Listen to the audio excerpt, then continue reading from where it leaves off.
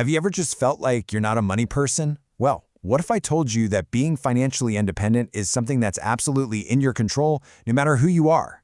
According to best-selling author Morgan Housel, it is. So, let's dive in and really unpack his most powerful ideas on the psychology of money. Right off the bat, Housel hits us with this pretty bold statement. He's basically saying the biggest thing holding us back isn't some secret financial formula we don't know, and it's definitely not a lack of brainpower. Nope, it's just not being aware of how our own minds work when money's involved. So you know what? Let's fix that. All right, first things first, we have got to tear down this huge myth. See, getting good with money isn't like becoming a rocket scientist. It's one of those rare fields where how you behave trumps what you know, every single time.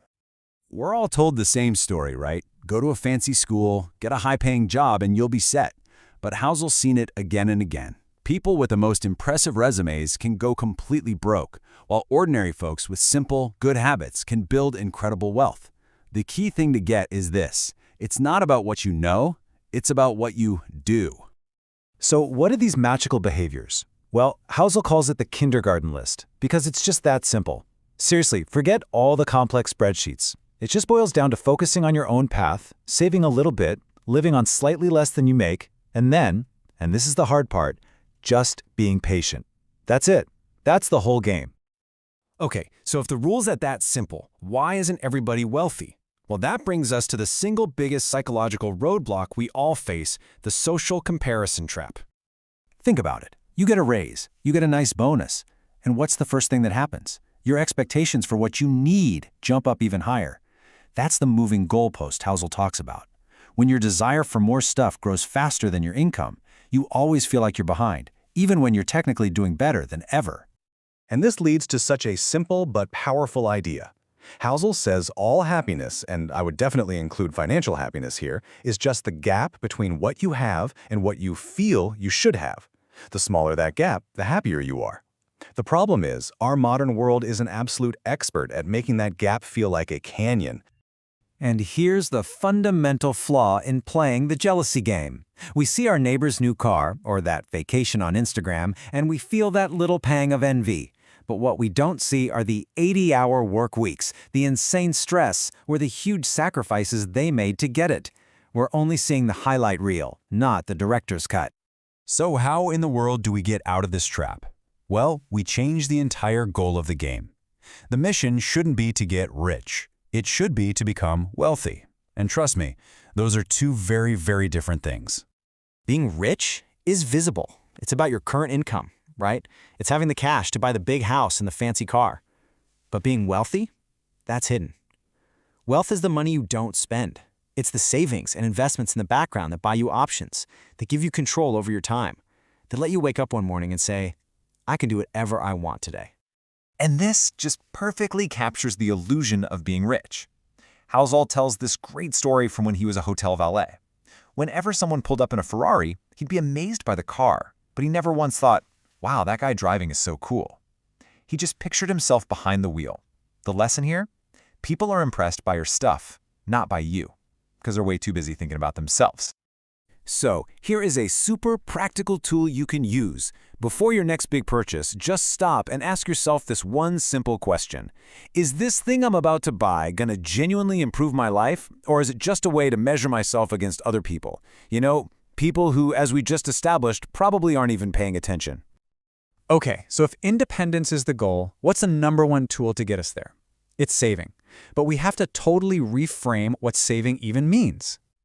Saving is not about depriving yourself now so you can have fun in some distant future. No, Hauser says you should see it as a purchase you make right now. When you save $1, you're not delaying anything. You are, in this very moment, buying $1's worth of freedom, $1's worth of peace of mind. And that's the bottom line. Savings give you ownership over your own future. And you know what the opposite of that is? Debt. Every dollar of debt you have is a piece of your future that someone else, a bank, a credit card company, owns. So which would you rather have? Okay, so we get the why. Saving equals freedom. Got it. But how do we actually make it a habit? How do we make it something we just do, especially when it feels like there's nothing left over at the end of the month?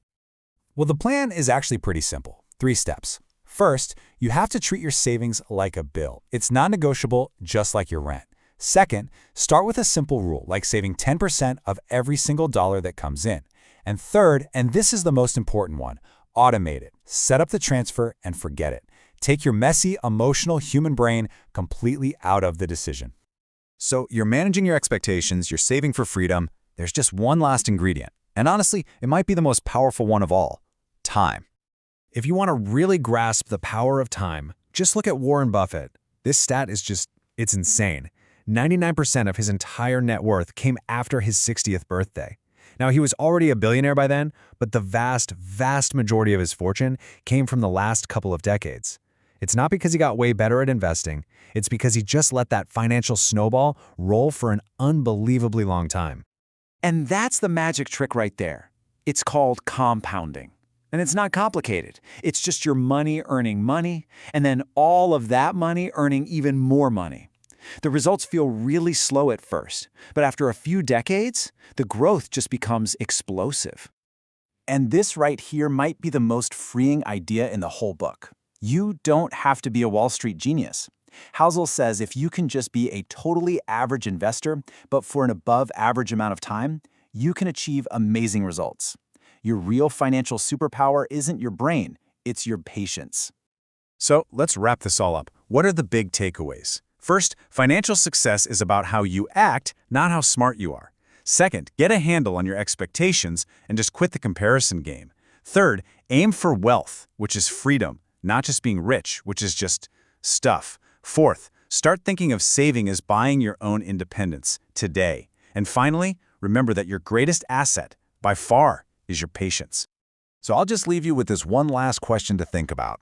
At the end of the day, there are really only two ways to use your money. Is it a tool to build a life that feels good on the inside, or is it just a yardstick to make sure you look good from the outside?